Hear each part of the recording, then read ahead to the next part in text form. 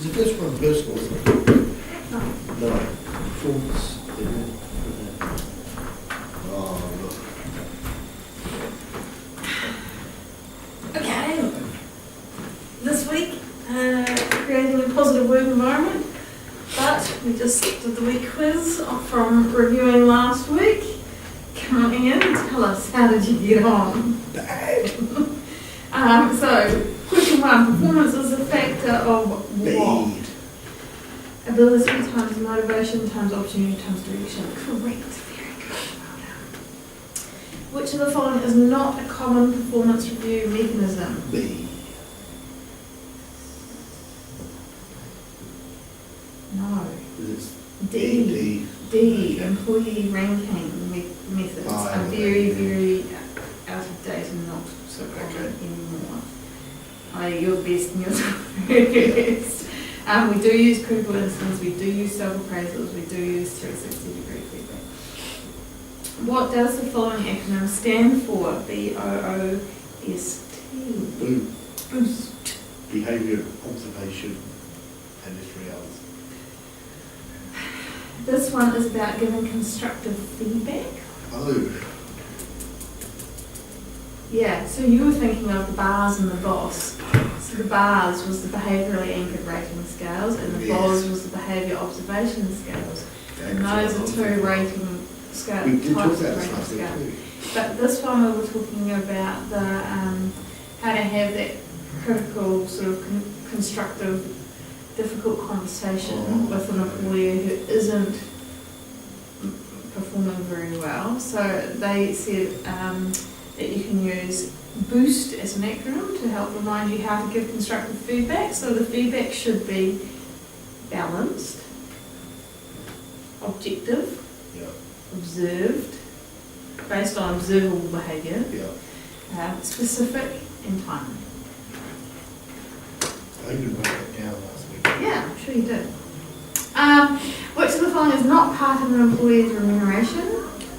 Opportunities to develop. Opportunities to develop. Good, A. And identify 3 problems with performance reviews. They're mostly subjective. They can be. They can be a negative for morale for poor performance. They can. Yep, if they're not done well. If they're done subjectively, they can be Yeah. have a negative impact on morale. And they're very rarely done well. That's a big problem. Yeah.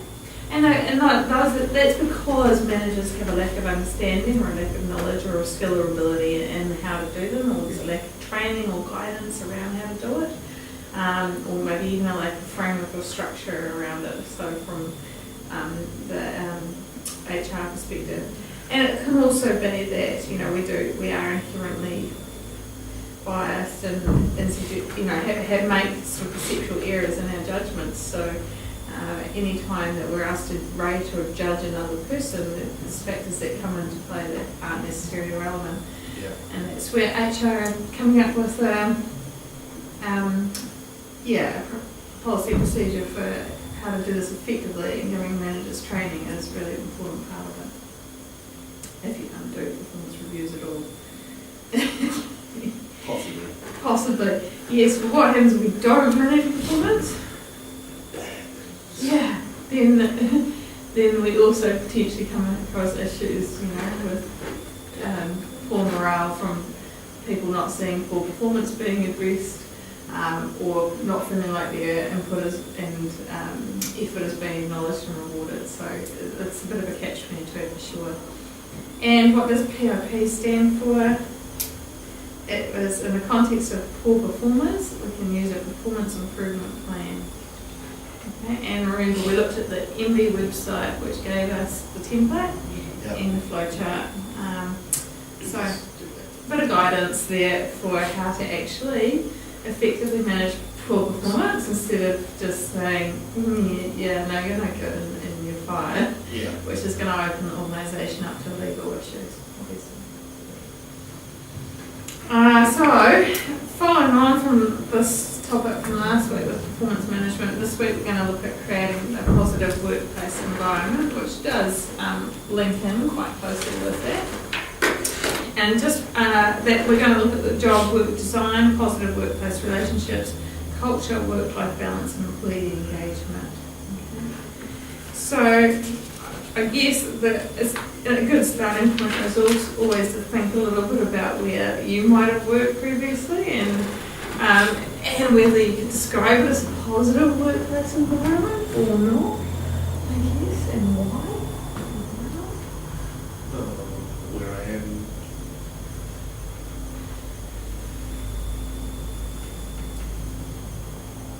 It's tricky, like, I like working there, but I see so many issues with management, the way they do things, the blatant nepotism that goes on, the glass ceiling that workers never progress through to management, poor performance review procedures, all this sort of stuff. But it's a really positive group of people that work there. Yeah, so you like the work and the people. But you just look at it and go, this really is a model of how not to do modern business. Yeah. Which is a shame. But It is a shame, yeah. So that, and so like in saying that, you're sort of identifying that actually there are lots of different factors that make up a positive workplace environment, aren't there really?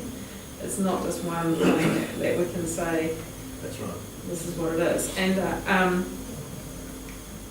And normally, if you're finding that the workplace environment isn't a positive place to be, people will tend to get dissatisfied and leave eventually.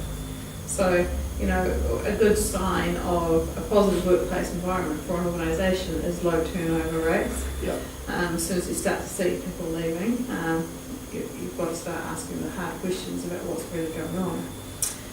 So some of the factors of a positive workplace environment: people enjoy their work. Yeah. Yeah. It's got to be, you know, That's something people enjoy doing. Staff are engaged and go beyond minimum expectations, and you've already mentioned that before, that, you know, you'll go and do the 27 hours if you need to. If that's what's required, you'll go beyond the minimum expectations because it's important. You feel supported. That's another interesting one. And that could be that you feel supported by colleagues, or it feels supported by management, you know. Could come in different ways. Good working relationships with colleagues is crucial, and also often work-life balance goes into there as a positive. It's interesting because it's a positive. It's not an aspect of the job of the workplace itself. It's an aspect of how you manage your work and your outside work components of your life and how you manage the two together. So that can be a challenge. Yeah. But you probably remember from organisations and management, that might have been a long time ago, I can't remember which year you did it. So, well, I left you in 2008. You might remember Heckman and Oldham's job characteristics model. Yeah, and nay? Heckman and Oldham basically back in the 70s and 80s did a lot of work around what makes what makes a good job, like why do people like a particular job, and what engages people in their work. And so they identified these sort of key factors. So skill variety, and this is all in your textbook as well, page 88. Skill variety is around that people feel like they're able to utilise a wide range of different skills. So it's not just that they're doing one particular task over and over again. So activities that challenge their skill and ability. They also identify task identity, so that an identifiable piece of work is being completed. Yeah. Task significance, so you actually feel like that outcome of that task has a significant impact on others. Like you said, you know, keeping the roads clear actually has a significant impact on people being able to get to and from medical care. Autonomy, you get to choose when and where and how you do the work. No. Feedback, you get feedback, and that might be from managers, or it could just be from the task itself. So you get feedback from the task when traffic can flow through the environment unimpeded. That's feedback, you know. And basically all of those 5 things contribute to the experience and meaningfulness of the work, the level of responsibility and knowledge. So these 3 critical psychological states that happen. And so you believe you're accountable for your efforts, you feel like the work is meaningful, and you know whether the outcome of your work is satisfactory or not. Okay. So there's a diagram on page 89 that sort of breaks it down. These are the core job dimensions, the first 5. That leads to critical psychological states, which are those next 3. And those lead to personal and work outcomes, higher work motivation, high work quality performance, high satisfaction, low absenteeism and turnover.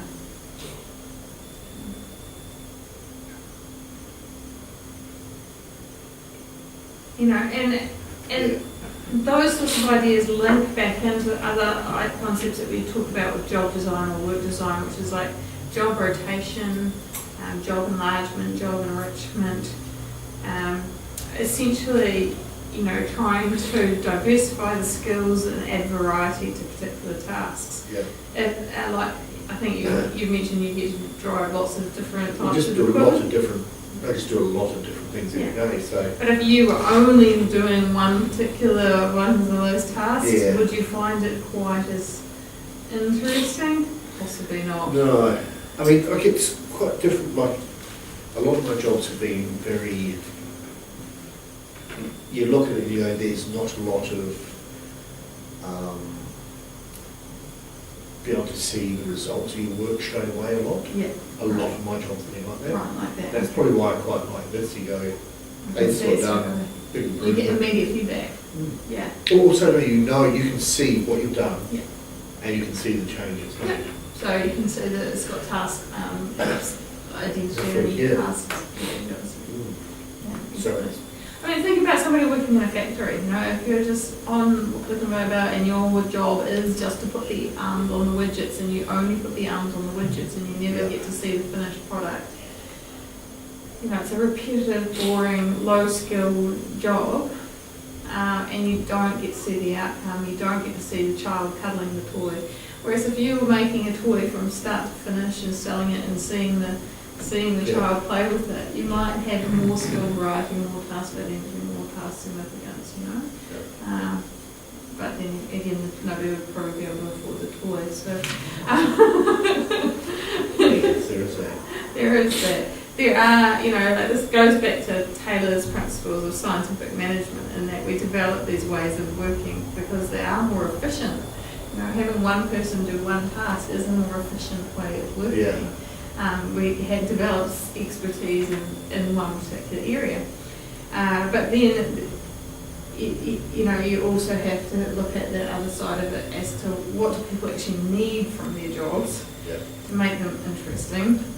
And these go back to the principles, you know, when we start to talk about job design, job analysis. So in HR management, you know, this is something you have to be really mindful of when you're putting together a job description and a person's specification for a new job. You know, what sort of tasks are going to be required, what sort of level of skill is required, and is it going to be a job that, you know, is meaningful for the individuals who are going to join it.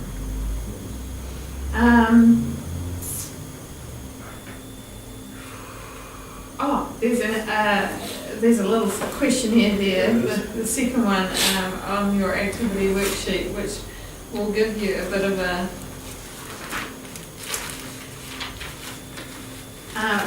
reflecting on your job that you currently have, how much variety, how much, you know, just go through quickly and answer those questions, and then think which of each of those questions is being measured in those areas.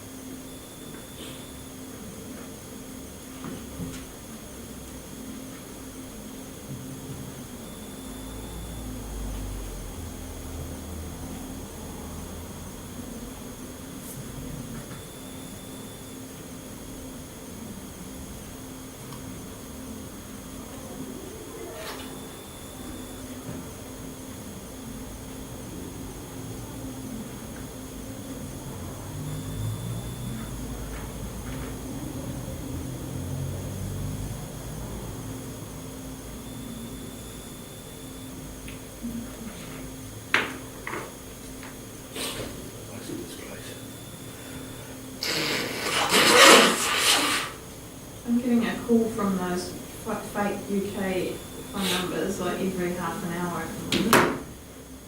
Have you heard about those on the news? Oh. I don't tell you. Oh, okay. If somebody phones you on your mobile phone number, then it's an international number, don't answer it and don't return the call.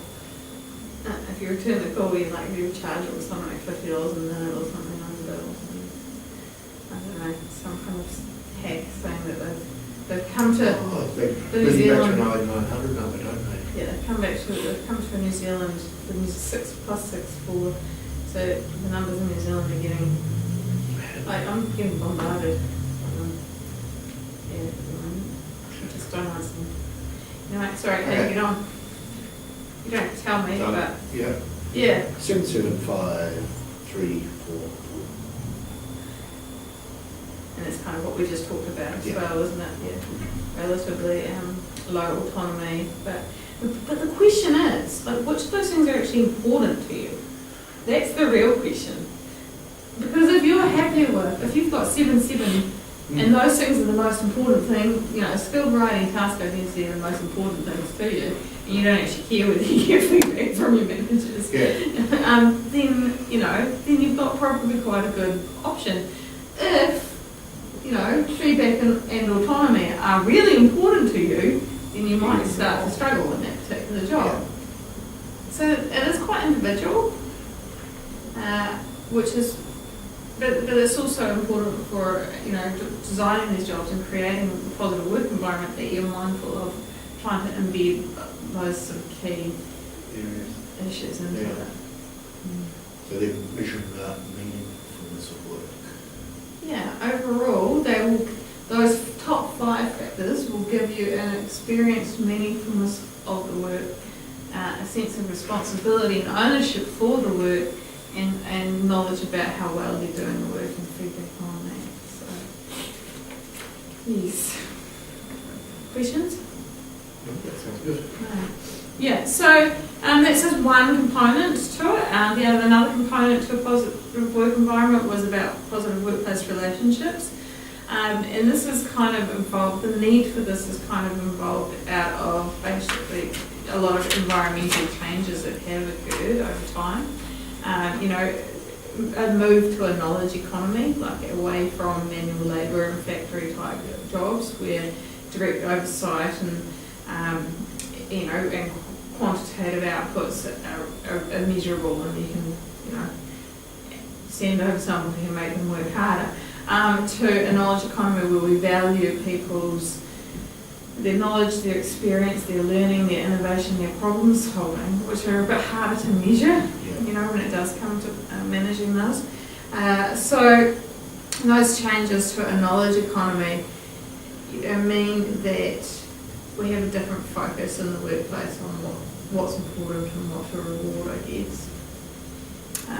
Technological change, obviously social media, smartphones, it's just innovation is just happening so fast, but that's also really impacting on the work and how we do work.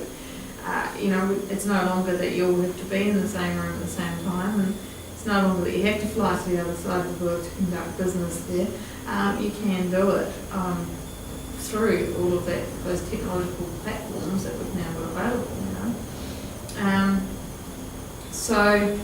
We've got a really fast pace of change happening with the technological change, and that's definitely driving a bit of change in how we do work, I guess. Political and social change. Obviously, we've got a lot of sort of legal and legislative guidance now as to, in fact, New Zealand has had for a long time sort of legislative frameworks in place for how we work. It goes all the way back to either it was like the 1840s when Samuel Parnell petitioned for an 8-hour workday. That's the basis for our 8-hour workday, because we inherited a lot of the sort of practices from the UK, obviously, work practices, and then they became concerned, even as early as that, about working conditions in the factories. The Factories Act was brought in, I think it was 1891 or something like that. The Industrial Conciliation and Arbitration Act was very soon after that, and that has been a real underpinning for New Zealand's whole employment legislations framework, you know. It's been an underpinning for it, because, you know, we've had the Contracts Act and the Labour Relations Act and the Employment Contracts Act, and now we've got the Employment Relations Act. But yeah, we've actually had people there and legislation there petitioning for improved worker rights and working conditions for such a long time, really. You know, Factories Act, they were worried about the sweated labour, they were worried about poor working conditions, women and children working long hours in factories with cramped conditions and poor pay and all of that. I mean, you know, it's the underpinnings of what we've got today, you know, our minimum wages, our holidays, think of all the things we actually have that we take for granted, you know, like 4 weeks of holidays a year, a minimum wage, I think it's going up to $16.50 or something. You know, so many rights there for employees that We've gone backwards a bit the last few years though. well, we've had a national government, haven't we? And so they have backtracked on some of the changes, and it does to and fro. But yeah, like you notice it, you know, you just go from a national government to a Labour government, and all of a sudden Labour are undoing some of the things that National did. Like National did away with the tea breaks. Yeah. Basically saying that they're not practicable to have a set, you know, the requirement was a 10-minute break within every 4 hours of work, which is not actually feasible in a lot of industries. But they said you have to provide reasonable breaks. Well, Labour's saying that's not good enough, we're going to bring them back in and set breaks. Yeah. But yeah, it's a real... But I mean, you know, you look at that and you go... juggle. Marginally ethical business that has 200 staff, and they suddenly turn and go, that's 20 minutes a day for 200 staff. That's 40 hours a day. It's costing them quite a lot. They'll just turn and say, you only get lunch break. Or you can have 2 half-hour unpaid breaks.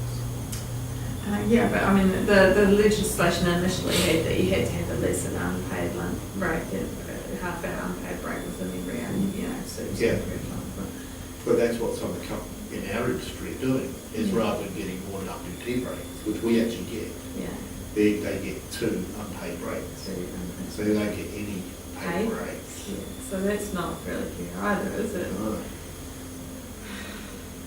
And that's the sort of thing that Labour, I guess, tries to address, but they will get a lot of business pushback because businesses see it as significant costs, you know, those sorts of things. But it should have been seen as that, should have been seen the ways that it was. And that was brought in having breaks years ago, many years ago. So it's quite a historical backtrack, really. Yeah, it is, yeah. And no one said anything. No. Yeah. It's like we didn't want Tuesday, you know, you just put up our income tax by 10%. Okay. Yeah, there might be a little kerfuffle about it. Same with the petrol tax they're about to put on. There's a bit of a kerfuffle in the media about it, but it's going to happen and it will happen and it won't probably even. Yeah, once it happens, it will be like oblivious, I guess. But it'll take them a while to implement it. Well, they've already we were paying 7 cents a litre Auckland anyway. They're doubling, yeah. So political change, you know, Human Rights Act, Employment Relations Act, minimum wage, so much of that is contributing to try and create positive workplaces, I guess, you know. And it does come a little bit from our union background as well, you know, strong union support and power and strength, you know, will actually push back and try and get better workplace environments for people. But you think about all of the perks and benefits you have of work these days, you know, you might get access to certain resources or cheaper discounts at certain places, or, you know, you get heaps of discounts anywhere. Yeah. Cool. Social change is also really relevant, like looking at, you know, the fact that people are generally leaving school more qualified, tertiary education is more widely available, so people are getting higher level qualifications. We've got, what do they call them, the millennials, or the Gen Y, the young ones coming out of school environments where, it's different to the environments that the older generations might have come out of. More focused on rewards and praise and less on punishment and discipline and control, I guess. And so they expect the same in the workplace as well. So it sort of flows through. That's a social change that occurs essentially. It's going to be bad, isn't it? Yeah, well, I don't know. They're going to be the ones that keep it going. So they'll have to figure out how to keep it going, I guess. And then how do the different generations actually interact within the workplace can create tension and conflict for a positive workplace environment as well. We've got, and there's a high expectation for sort of consultation and communication and to be involved in decision making in the workplace. And so that's really a challenge for organisations that might have taken a more bureaucratic or administrative type of approach in the past. There's a huge focus now on innovation, like, I don't know if every time you see, job ads and things, there's often a problem-solving, innovation, creative side to it, which is driven by the technological change and the fact that we're having to adapt so fast to the environment. And so innovation is a real sort of social change that's coming through as well. We have annual rewards in our company for it. You have rewards in your company for it? No, annual rewards. Annual awards, great. Yeah, 30 years in place, 5 years. Nice. Yeah.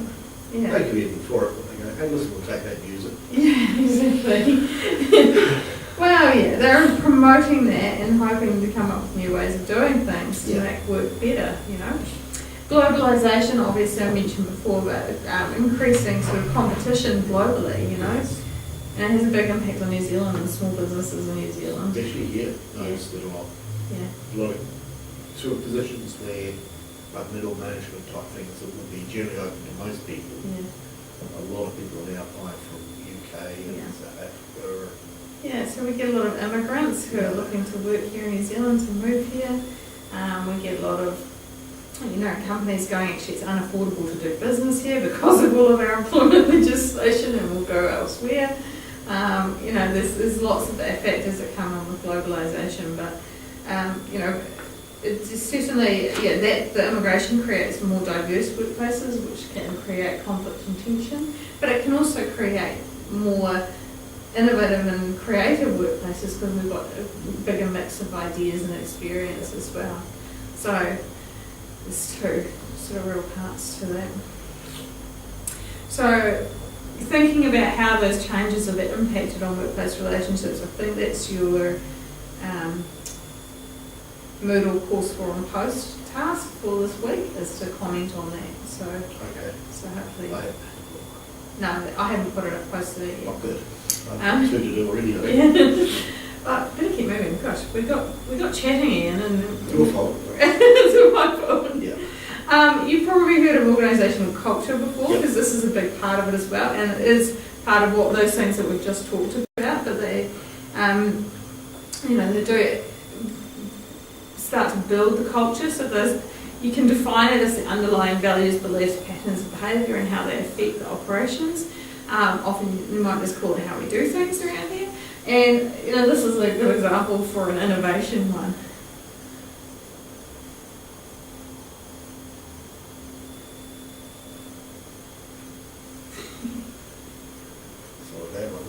Well, yeah, I mean, they do come up with some good stuff. But, like if you want to foster a culture of innovation, then you do have to award and recognise and acknowledge innovation and walk the talk, And so this is an example where that's not being promoted in the actions. Yeah. Saying one thing but doing a different thing does not create the culture you're looking for. Culture is made up of sort of three key levels. The visible stuff that we see, so the symbols, the stories, the rituals, the logos, ceremonies like your award ceremonies or a graduation ceremony, your slogans, all that stuff is the tangible manifestations of the culture. Then there's the values. So sometimes those are explicit in an organisation. They might be put out there, like ours are usually, we usually have a poster that says what our values are in most rooms. Or they might be implicit. It might be just the sort of values that people generally hold within the organisation, but it's not so openly sort of stated or advertised. And then we have basic assumptions, okay, and that is a little bit more hidden, underlying assumptions and deeper beliefs of how we do things around here. It might be something like, people here care about each other, like a family. It might be people here generally don't. Everybody's replaceable, and they tell you that every time, not all the time, But I suppose the role of, management is to identify what kind of organisational culture you want in the organisation, and then take steps to try and make that happen. Can you think of how they might do that? Depends what you're trying to achieve. If you're trying to achieve a family-orientated business, like I said, then you would have informal gatherings in one way, a morning tea once a week or something. And then get those Nice, rituals. warm, fuzzy feeling things happening where people are communicating in a You just want to mix people. That's more basically- social type of situation. Yeah, sure. Yeah, exactly. Yeah, we can, as an organisation, you can reinforce the things of culture that you want and try and limit the aspects of the culture that you don't want happening. So it's about acknowledging, recognising, rewarding those examples. We are seeing things that are behaviours that you like happening. So, for example, if you value loyalty, presenting rewards for long service can be a way of acknowledging that in a visible kind of a way.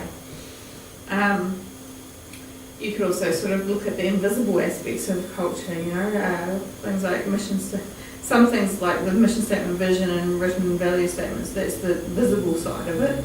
But then the other side of it should be about how do we reinforce and reward those things through our performance management or through the things that we recognise. If we value team performance, or teamwork and people working together, why are we giving individual performance bonuses? Yeah. It kind of is a bit of a contradiction. So yes, to change organisational culture, we have to identify what are the current norms, what are the norms and behaviours that we want, what's the gap, so there's a bit of a gap analysis, and then start to reinforce and recognise and reward those actual behaviours that we want to see happening.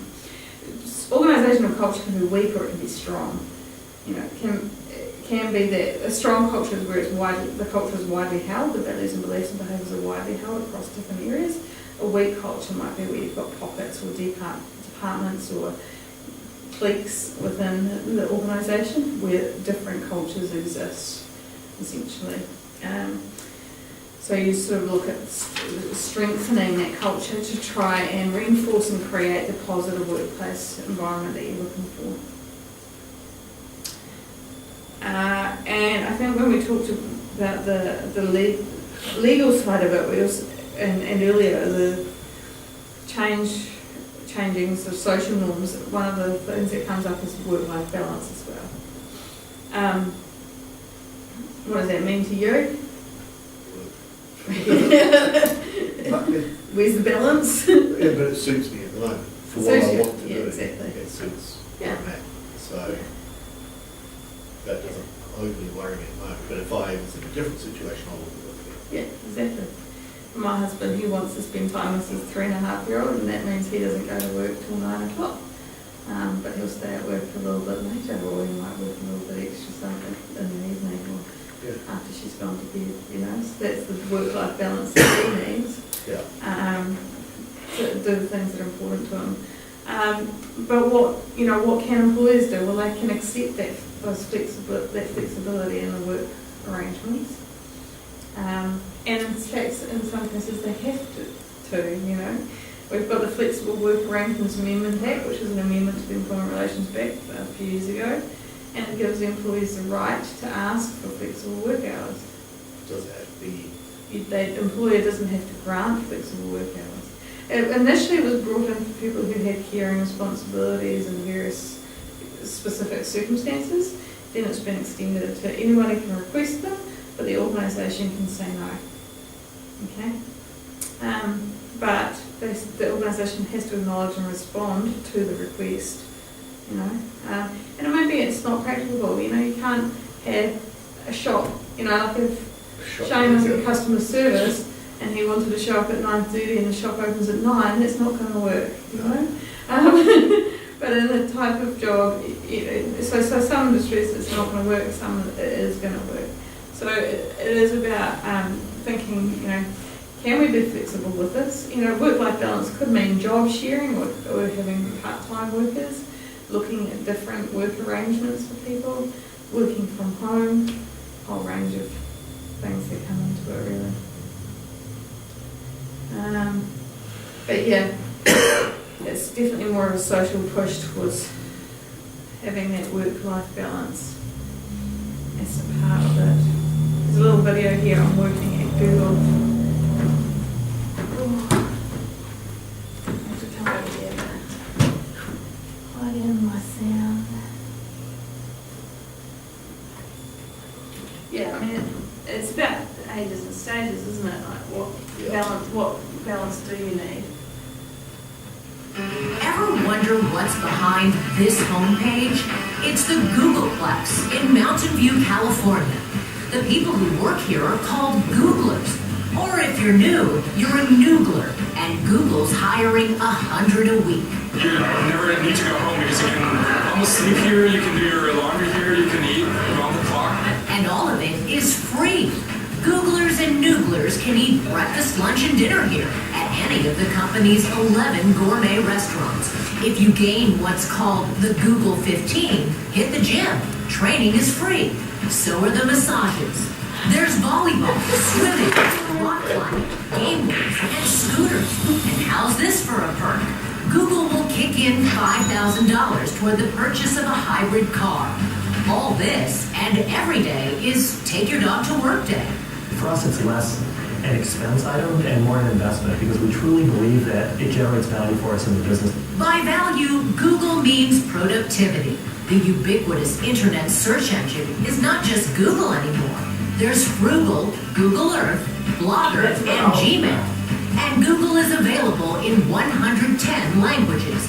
Many of the ideas are hatched not in the cubicles, but in the lunchroom or over coffee. 27-year-old engineer Nini Ann Wong is the quintessential Googler. She graduated from college at 18, was lured to Google from Microsoft, and loves her job so much she immediately rejects all other offers. What inspires them is not the ability to cash out and then relax and sail down the Nile. What inspires them is the ability to change the world. Google gets 1 million applications a year, one every 25 seconds. And this year, hired just 5,000. Google gets the best and brightest kind of for whatever it is that we're trying to do, whether it's our world-class chefs or whether it's the people who are running our advertising sales. People are just really talented here.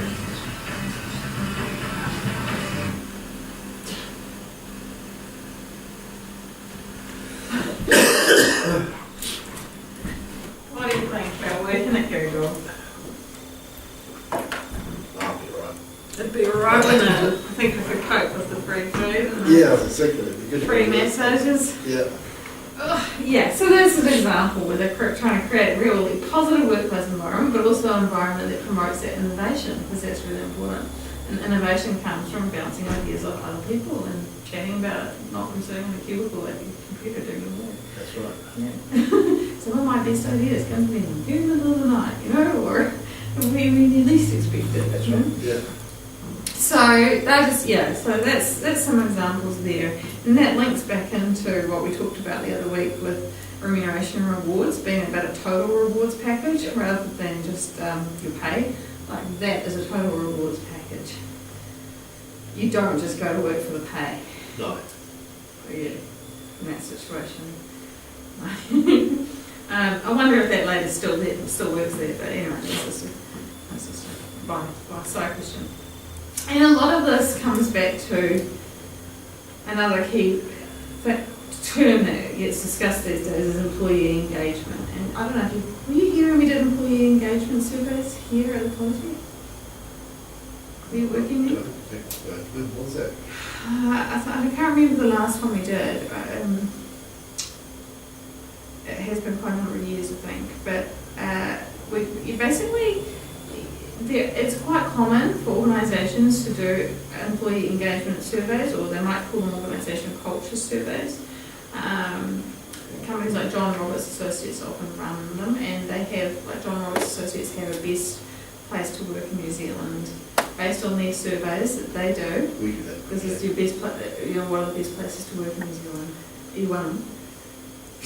No. Just going down. Yeah, right. Yeah, and often, I mean, it depends how often you survey an organisation. Often they might do it every second year or every third year, because every year it's a bit tedious, but you do it every year. Yeah. And they've noticed across the board it's the same things for the last 3 years, and it's just dropping Drop. 5 points every year. Yeah. I'd be curious to know, is it by any chance communication and performance management that come out the lowest? Yep. And that's classic. That is typical of all employee engagement surveys. Is people perceive communication to be poor in an organisation, and they perceive performance management to be poor in an organisation, because we don't see poor performance being managed because it happens in private. Or it may not happen at all. No, the performance procedure, Performance the procedure. whole performance procedure was very, very poor. Yeah. Because they didn't tie your performance to your grades. Yeah. They had a great year, that's awesome, you had a really good year. You know, payroll. Yeah, right. So it doesn't mean anything. Exactly. Yeah. And now they have tied it, they won't tell us what you do to upgrade. No. There's a really interesting TED talk on motivation. Dan Pink, TED talk on motivation.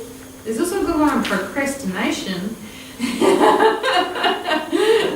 But you probably don't need to watch that. Just What was it on, sorry? it was Dan Pink talking about motivation. I think it was called The Puzzle of Motivation or something like that.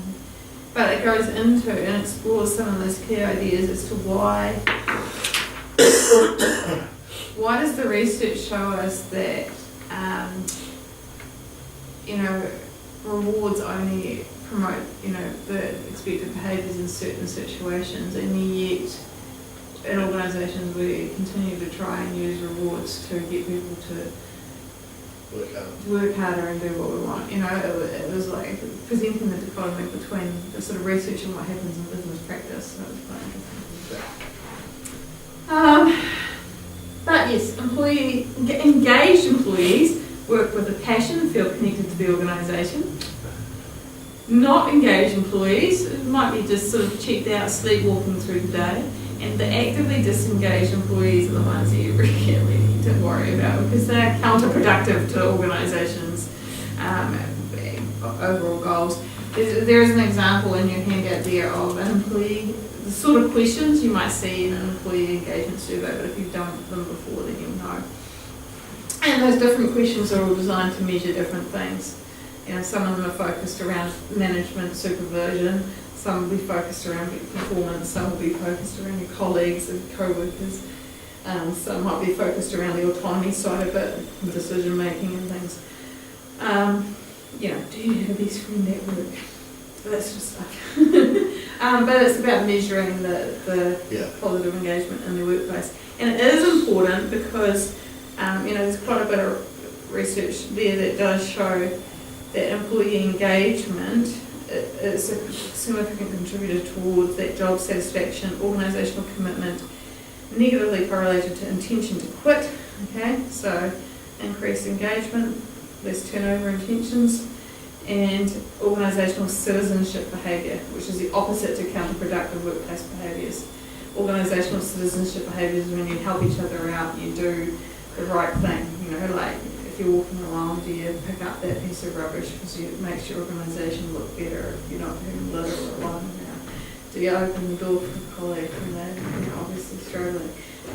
Whatever. Do you help people out when they call for help? That's organisational citizenship behaviour. So it's kind of, there is a bit of a model there, like So the antecedents, so what causes employee engagement? Those job characteristics we talked about. Perceived organisational support, supervisor support, rewards and recognition, procedural justice, distributive justice. Okay, so procedural justice is that we see that the process of how things are done is fair, like you've said that your performance review process isn't linked, you know. Yeah. And distributive justice is around, I can't remember exactly what that one is, I'll have to look, you can find that out for homework. I didn't know that, but I've forgotten it. So, yeah, go and find out and tell me next week if you can get your task. I think it's around, no, I won't guess because I'll get it wrong. That's not video. Yeah, exactly. Zane will be able to, say, no, okay, you're wrong. But yeah, so there's certain factors that do contribute to the engagement, which contribute to things that the organisation actually needs, because ultimately those things contribute to productivity and financial performance for the organisation. They have lower turnover, people are engaged, and they work with a passion and feel connected to the organisation, they're more likely to do behaviours that are within the organisation's best interests. Make sense? It looks like there's a long list of things to do. There's a few readings. Read the readings on Moodle and chapter 20 of the textbook. Those are prompts for you, the things you can do to get the most out of the work, obviously, but if you are pressed for time, focus on the things that are assessed, which is the course forum post, which actually maybe there isn't one this week. You put 2 up last week. Yeah, I put 2 up last week, so maybe there isn't one this week.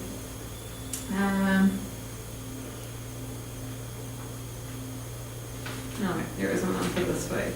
That's good. So you can focus. Oh, there is. Oh, there is. Impact of the trends on workplace relationships. Yes, I did mention that earlier, didn't I? That one, how have these changes impact on workplace relationships? I'll post that tomorrow. So focus on that and the assessment too, and get started on that. Keep up with the reading as much as you can as well, because it does provide additional insight into it, and it might explain what distributive justice is. maybe not. Cool. Any questions? What's distributive? Hey? What's distributive justice? Good question. I'll look it up. How about you go and find out what that is? We can Google it right now, but I'm curious too. Anyway, that is pretty much us for this week, and next week we will be getting into leadership again. So We didn't like it first time around. what I might do is, We can't do that, it's just what it is. no, you have to do the assessment task for it, but I'll have a look at the content and see how different it is to what you've done, and I'll have a look at what I think you actually need, and see what we can come up with. Yeah. Okay? I don't know why we just didn't do anything for the leadership part of it. It might have been a timing thing. Maybe. Yeah. Not bad. Okay, then that's us.